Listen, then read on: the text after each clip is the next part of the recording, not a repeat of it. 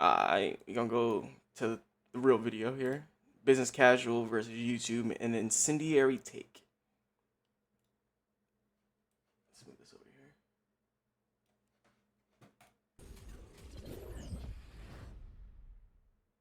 Okay, believe it or not, this is one of the most highly requested topics I've ever had on the channel, period. I've gotten 20 at least, more like 30 maybe, or so messages about this lawsuit, requests to cover it, DMs, emails, Patreon messages, locals messages, Discord, even my Twitter, which most of you probably barely even know of since I got permabanned. You name it, I got it. People were reaching out on that platform. As a result, here I am covering it. However, I need to say this before we actually dive in. A lot of people may not I'm sorry, like I what wasn't they're paying being attention. maybe.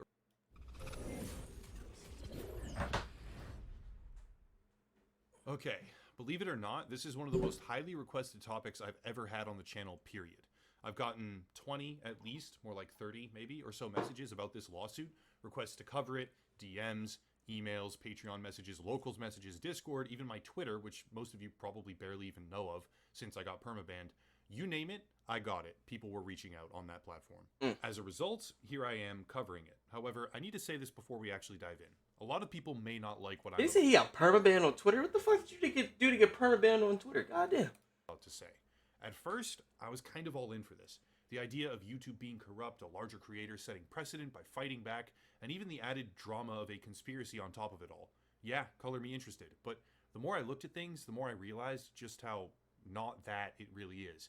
Ultimately, I find myself thinking that this is completely overblown, dramatized, and a likely, hopefully, forgettable instance of maybe borderline copyright infringement and nothing else. The most meaningful thing that we will certainly get from all this is whether or not parallax image animations of public domain photos are copyrighted works. I ain't gonna lie. This voice, the voice line, that shit is kind of hypnotizing. Like I'm just like locked in on that shit, and when I'm really just trying to listen. Parallax animations, for those that don't know, can be made when you take a photograph, touch it up, strip it apart into layers, and then make those layers move a little bit, independent from each other. It's a way to give images depth of field, and every single graphic design or animation college major will learn this in like Intro to Animation 101. I say that because I learned it in a freshman college course. You can do some cool things with it, I guess, but we're not talking about rocket science with this. Anyway, the point here is not the technical details of the copyright case, or even the impact that this case might have, which is hopefully minimal under the best circumstances, and severely damaging for all of us actual creators under the worst outcome. We're not talking about a landmark issue to help creators on this, or something on the scale of H3H3 versus Matt Hosen's Huge. Wait, Ethan Klein's getting sued? hopefully minimal under the best circumstances, and severely damaging for all of us actual look at creators this under document the real worst quick. outcome. We're not talking about a landmark issue to help. She's a filmmaker who created a video post on YouTube, a short 5 minute skit about his character, Bold Guy, pursuing a woman. Defendants Ethan Klein and Gila Klein created a 14-minute reaction video commenting on the plaintiff's video and also posted it to YouTube. In doing so, defendants showed portions about 3 minutes of the plaintiff's video. Plaintiff sent YouTube a takedown notification and YouTube removed the video. Defendants then sent a counter notification challenging the takedown on the basis that their video was inter alia, fair use and non-commercial. Plaintiff filed an action alleging copyright infringement and seeking Section 512 damages due to defendants having made alleged misrepresentations in their counter notification. Defendants then posted another video discussing the lawsuit, after which plaintiff amended his complaint to include a defamation claim. Both parties filed motions for summary judgment. Other defendant's reaction video showing a large portion of plaintiff's copyrighted video constitutes fair use. I mean, if they took 3 minutes, I don't know, I didn't see the video, but if they took 3 minutes of his video and then they made a 15-minute video about it, how transformative do you want them to be? Like, the conversation of transformative content has like been a current like debate on the internet. Whether or not somebody just sitting there watching something and going, yeah, or doing what I'm doing right now, trying to pause and trying to talk and just trying to make it transformative as possible and have a conversation. Like, that's the reason why Asmund is just as good of a reactioner as he is because his videos are transformative. Other than he's not, blatantly stealing people's content and whatnot. But if my knowledge serves me right, Ethan and Hyla, they pretty much do a pretty decent job of making sure they have transformative content. Whether you like the content or not is a different story. but it being transformative or not, that I don't think it should be debated. Um, but that's my opinion. Creators on this, or something on the scale of H3H3 versus Matt Hosenzadeh, or even Hughes versus Benjamin. These were YouTuber lawsuits where fair use precedent was established and is now often referenced or referred to. Instead, the point is to discuss the absolutely absurd, nearly unhinged idea that YouTube is, quote, I can't.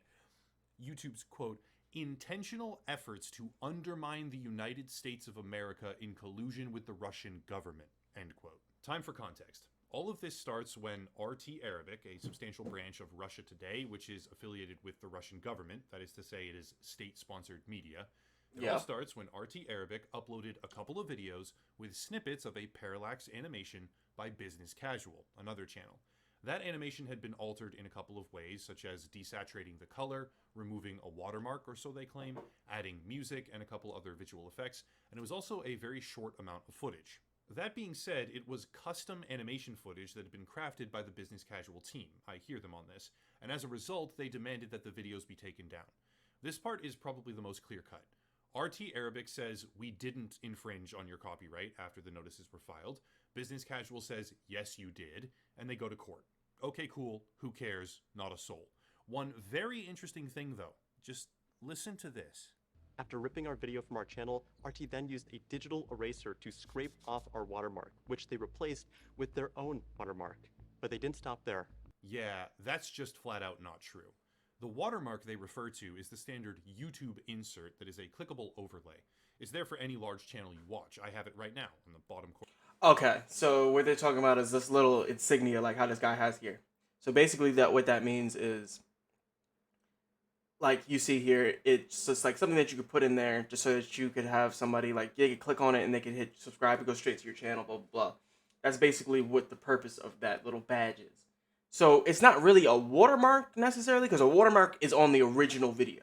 Like if, I don't know, let's say I made a video and then I had something at the bottom right saying RegGamingTV, and that's supposed to be permanently on the video, because it watermarked my whole video. Or if you use a filming software and you didn't pay for it, and then like Filmora or something I use, you have to pay for Filmora to get the watermark to get taken down off of their off of your finished videos. Basically, it just allows people to not take your content unless they're gonna crop it or whatever, so that you can get your credit, or whether or not it gets spread around and you care if it gets spread around, you still get your credit at the end of the day. It's just I guess a safety measure. But if they didn't really what's it called? They didn't really what's the word? Put a watermark there, and it was just this little badge here, then yeah, that's not really an argument to be made, because anybody could put their little badge here for their YouTube video, and it might not show up if I download the video. I don't think it does. This video, you can see it right there, but if you download the video, it's gone. Business Casual very early on claims that they used a digital eraser to get rid of their watermark, replacing it with their own, but that is categorically untrue, and started me off very early on with a severe amount of skepticism.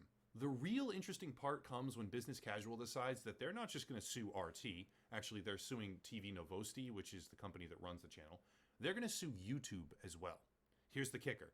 They are suing YouTube for a couple of reasons, but chief among them, they are suing YouTube for failing to terminate all of RT's different channels completely. This is where it devolves. I'm not going to make a 2-hour video hashing through every single deceptive thing that Business Casual says, or ways that they get the law wrong in their own nearly 2-hour-long video, because a good amount of it is actually legit. It passes the sniff test, some parts of it, and it indicates that YouTube needs to be way better at communication and enforcement. But as YouTube will never be better at communication enforcement. They don't communicate shit. They don't enforce anything consistently. We've been over this over several reactions now in several videos. To be honest, I don't think that will ever change, but that's just me. As I explored the case, a few things became very clear. First, Business Casual spends a hefty amount of time attacking the new policy that RT is allowed to have over 30 copyright strikes in a year without being subjected to a complete purge from the platform. But this entire section is deceptive.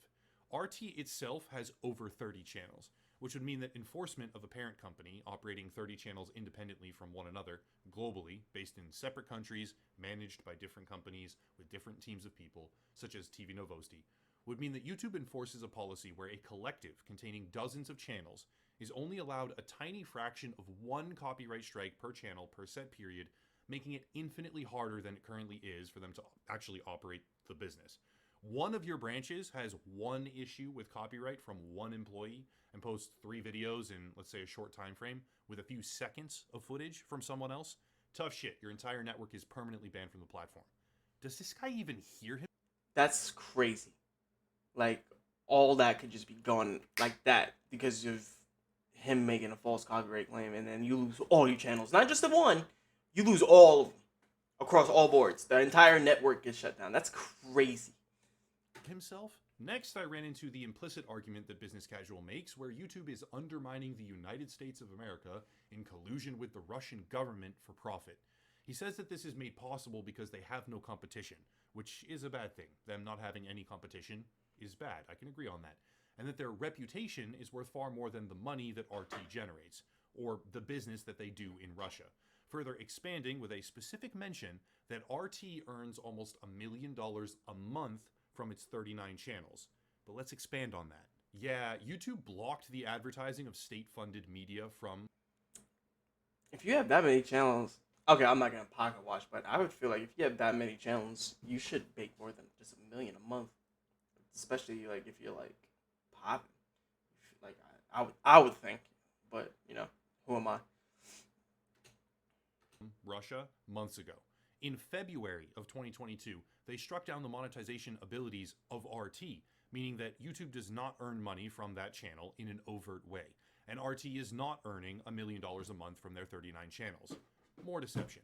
Now, one could argue that they still benefit as a result of traffic, but wait a second, because YouTube also suspended all monetization in Russia as a result of the war in Ukraine, and blocked RT channels specifically on a global scale for the exact same reason. How could it be that they're taking RT's side and working with the Kremlin to damage America if they're blocking all of the Russian state-sponsored media and globally and demonetizing it? Well, if they're gonna block all of the Russian, if they're gonna blatantly say we're anything coming from Russia, we're blocking. That's just what it is. Like, can't do shit about it. It doesn't matter where those other channels fall. If you pay, like, if you're funded and supported, and clearly, like, this is where it comes from, whether you, like, you as an individual who runs, let's say, a certain sect of one of those channels, all that shit's gone because who's your boss? I mean, that's just kind of how it goes. And all sorts of other things. Like, someone please explain that to me. I just have to say this. Haven't we been fighting as creators for less copyright enforcement on YouTube for years? Haven't we been trying to avoid a plague of copyright trolls who are able to easily execute malicious copyright enforcement against individual creators? Now this guy says YouTube is supporting the Kremlin as it destroys America, and suddenly everyone is gung-ho to try and expand the severity of enforcement on copyright so that even multi-channel owners can be permabanned across all of their different channels for a few instances where they used tiny little snippets of a video after he deceived everyone by claiming that... And that's my thing. I understand people don't like other people using their content or whatever, but that's kind of just the nature of the game now. Ever since reactions have become a thing, like, you can't really do anything about it. Like, I mean, yeah, you could sit there and bitch and complain, oh, you're gonna copyright. Now, if I sat there and ripped this whole dude's video, didn't say a word, you don't see my face, I don't comment on it, and then I put it up, he has all right to feel like, you know, this dude stole my content. He's trying to steal views from me. He's trying to, like, he put the video the same title. Stuff like that, that deserves, you know, the use of the copyright. But for somebody to say, yo, use a part of, like, if you take a SpongeBob clip, for instance, right? Just like a little clip. Let's say it's 5 seconds, and then Nickelodeon hit you with a fucking hammer and was like, nah, fuck all that shit. Take your whole video down. Fuck all your channels. Just because of that one little clip, like, come on. Now, if I posted a whole SpongeBob episode or a whole segment of a SpongeBob episode and I didn't try to edit it, flip it, do something to it to make it a little bit different, then I can understand. But that's not what's happening here. Like, these are just people that are literally bitching about a few seconds of content, and they're just mad. That they used a digital eraser to remove a watermark that never existed?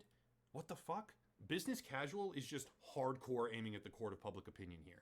Maybe he has a case on those 3 copyright strikes, and maybe he should win in his argument against fair use, because that is what he is arguing. He is arguing against fair use and would set precedent where a few seconds of background footage from 3 videos could be used to terminate every channel that a company owns or is associated with. But he crafted this entire video, almost 2 hours, with individual shots from multiple separate days.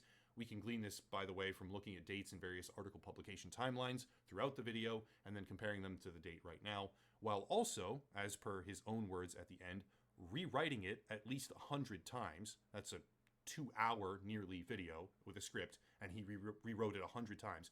All of this happened while his lawyers were requesting not 1, not 2, but 3 different extensions, that they be granted 2-week extensions for health reasons. June 3rd, plaintiff has suffered a flare-up of a chronic medical condition and needs 2 more weeks. June 21st, we hope this is the final 2-week extension. Plaintiff got COVID and needs 2 more weeks. August 16th, plaintiff is in agonizing pain and cannot... Damn, 2 weeks. Bro, you can't even get more than 5 days from your job if you get COVID. This dude got... First off, this is now a 4-week extension before we even get to the 3rd one. So how the hell did he, like... Alright now, bro, come on. You gotta chill out. Don't be dragging the shit the fuck out. Like, if you can't get your shit together, then you just drop your shit. Just drop the lawsuit. Not function. 2 more weeks requested. But that very same day, and mind you, they're saying that this is so severe that they simply cannot file documents. They can't write anything. Like, he can't function. Nothing can happen, right?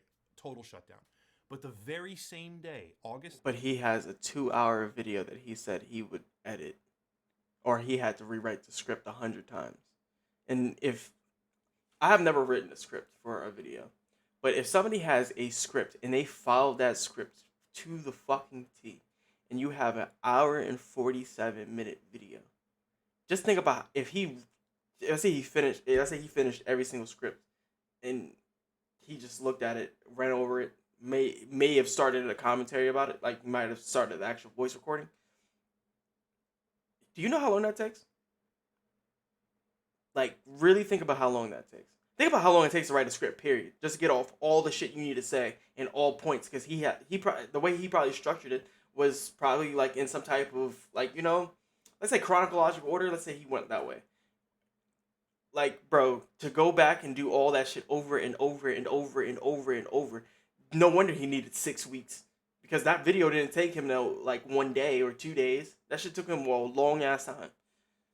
16th is when Business Casual releases their 2-hour video, scripted allegedly 100 times from his own mouth, filmed and shot on numerous different days in multiple locations with skits and sketches and actors and whatever else, claiming that YouTube is subverting America in league with the Kremlin. Just set aside the fancy animations and the emotional rhetoric for a minute. Business Casual is arguing to undo all of the hard-fought advancements that were made with regards to copyright on YouTube, because RT filed some false counter notifications. Russia itself responded to all this and basically said, if you take his side, we're going to block YouTube in the entire country. And he still wants the few seconds of those 3 videos to result in the deletion of 39 other channels. He is literally pushing for the exact opposite of what creators have been fighting for years. He wants to make it harder to dispute copyright claims, because... And bro, you're not helping your case when, like, the individual viewer might not care. But the YouTube community, as a YouTuber, there's not a lot of, and not everybody on YouTube reacts to something or uses other people's stuff. Sometimes there's people that use 100% pure themselves content, original content. I sat there and I made it. I voiced over everything. I did this. I did that.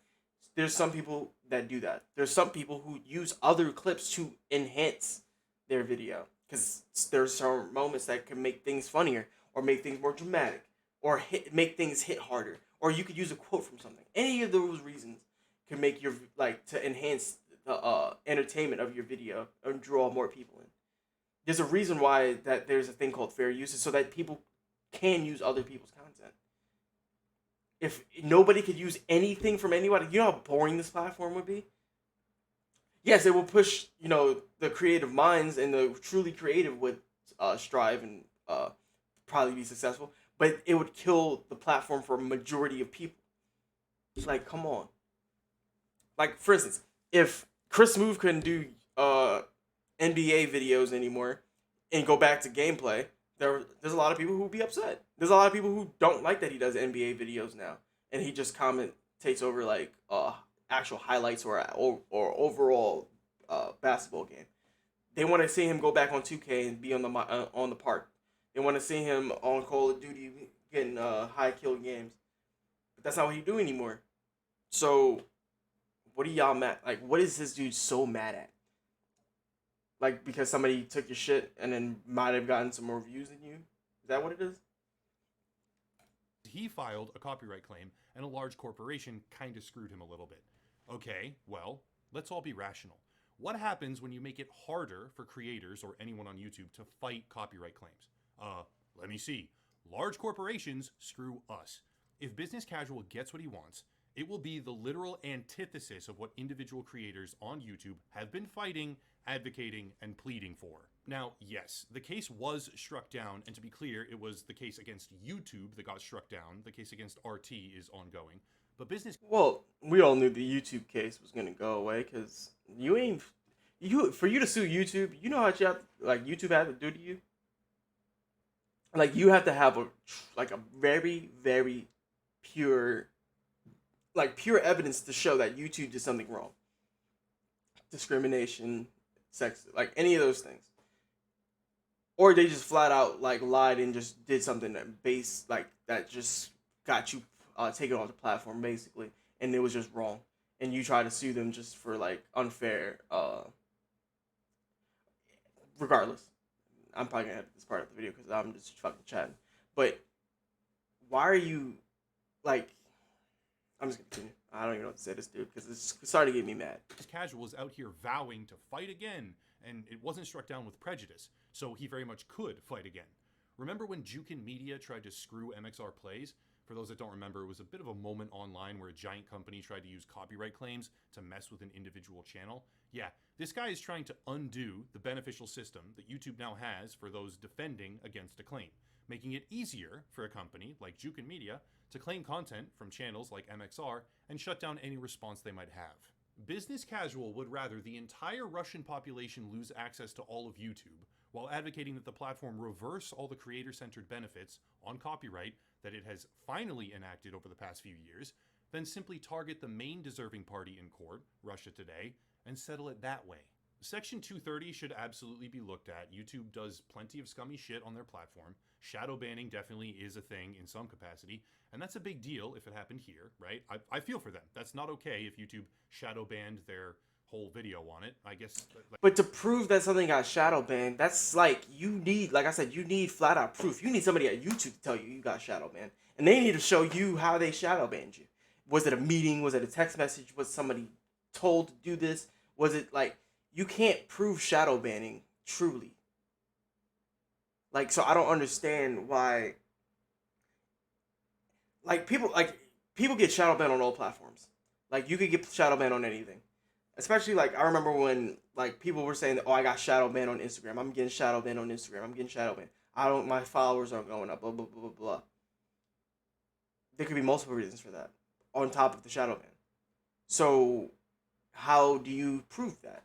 You could just say that, and it helps you makes it look like, oh, it's not my fault for the reason why I'm not growing, or people are not seeing my content, or people aren't following me the way they used to, or I'm not getting as many likes as I used to because nobody's seeing my shit. Like, how long have people been complaining about the sub boxes in YouTube? Especially back in the day when they didn't even show you like who uploaded at a specific time. Like, it wasn't getting pushed to you. Like, you had to literally go to somebody's page damn near just for Thank you very much. What up, 22 users? Thank you for following. Appreciate you. What up, son? Like, why do people, like, to prove shadow banning is just one of those things that you just can't just flat out say, and then it just stands. Like, I hate when people take their fan base and try to weaponize that shit. I reacted to Shy EK at the beginning. It was his freestyle on the radar, but he It was only like a minute and 30 seconds, so I got that out of here real quick. Like, he kind of just did like, it was kind of like say like a 4-bar hook, and he repeated it twice. So it really was just like not even 60 seconds of rapping. So it's like, I mean, I give that shit like a 7 out of 10. Like just some light bars, but like it was nothing crazy. Like it's nowhere close to the top on the radar freestyle. Like I've heard way better. Eli Frost, D Thang, the 41 niggas. Like there was a lot of shit that was way better than that. Hey, if you have anything that you want me to react to, I can react to it. Like I fuck with drill music, I fuck with hip hop, I fuck with R&B. So if you got anything, let me know. Like, I'm not for that. RT may very well have screwed business casual on fair use. As long as you don't recommend me no Ice Spice, we good, bro. We good. We good. We good. Seems to me like it meets probably 3 out of 4 pillars on fair use, but I'm not the judge, so whatever. It's not wrong to root for this guy on the premise of smaller company versus huge state-sponsored media outlet, but we all need to understand that what he advocates for is fundamentally disruptive and harmful to average creators as a whole. It would be used a few times by an individual creator who gets their work stolen by a huge company, or it could be used constantly, all the time, by big companies claiming the footage that individual creators use. Think about this. And that's she is that supposed to say what? I'll look it up after this video, but I got you. What's it called? Fuck. What was I about to say? That's what people don't understand. These big corporations with these big ass lawyers, like, put it this way, like when let's say you put an anime clip in something, Funimation is on your top. I promise you. I promise you. If you don't make that shit transform, Funimation is on your fucking top. You take let's say you take a Yu-Gi-Oh clip. 4Kids is copyrighting that shit immediately. Like it gets to the point where you can't do anything, especially against some of these bigger entities. Like I don't understand why people don't understand why there is the appeal process. Like whether you like how it goes and how it doesn't really truly work, it's still a layer of protection for the content creator. We need these protections because if we don't, then we're just gonna get fucked immediately. And then what's to say you actually don't put anything in your video that is technically copywritten. Like if you show like let's say an anime in the background, but you're talking over it, they're not even showing the audio. Like they could just copyright your shit for that. Like come on, that's not fair. How often have we, as a community, rallied behind a small creator who used a few seconds of footage and is now under copyright threat from a big evil corporation, and they claim fair use? Now, open your eyes, right? Because it's not a dream. That's precisely the opposite functionality here, as business casual whips up public support for making it possible to claim content with less oversight, and a few seconds of work can be used to get dozens and dozens of channels banned. I have no love for Russia Today. Let's just like kind of remove them from the equation. I don't care what happens to them, but take the name off, right? And just think about the functionality here. And to be real, when it comes to Russia, there's like a complete blackout damn near when it comes to like all this other, like they don't even know what's really going on like outside of like Russia. And like a lot of platforms are not just YouTube are like making it really hard for them to like either make content, promote content, or anything like that. So that part, like I kind of stand with upper echelon. Like it doesn't really. I mean, I don't. I feel bad for the citizens, especially the people that aren't really like responsible for like Ukraine and whatnot. Like if they're just a regular civilian and you're not supporting anything that your country does, but you can't say it because of the country you live in. Like I feel for those people, but you can only do so much. Here, think about the reality of what this man is pushing for, and hopefully all of us can realize that it's backwards. His video is heavily playing on emotion, it is deceptive, it misrepresents numerous different facts of the matter, and I really just kept thinking to myself the entire time watching, that's not actually how any of that works. The incendiary take is that business casual should not sue YouTube on this topic, likely has no case and should probably just drop it, because this entire thing is monumentally deceptive and would be ultimately harmful to the ecosystem if he succeeded. In prep for this video, I expressed heartfelt interest in understanding what was happening. I sent a couple of emails to his inbox, I commented on the video, hoping to be seen there, and I made it clear I've been critical of YouTube in the past, and understanding these issues is paramount, but I got no response. Anyone familiar with this channel knows that I am very, very critical of YouTube on a number of issues. I'll jump at the chance to criticize them, but this one just doesn't cut it.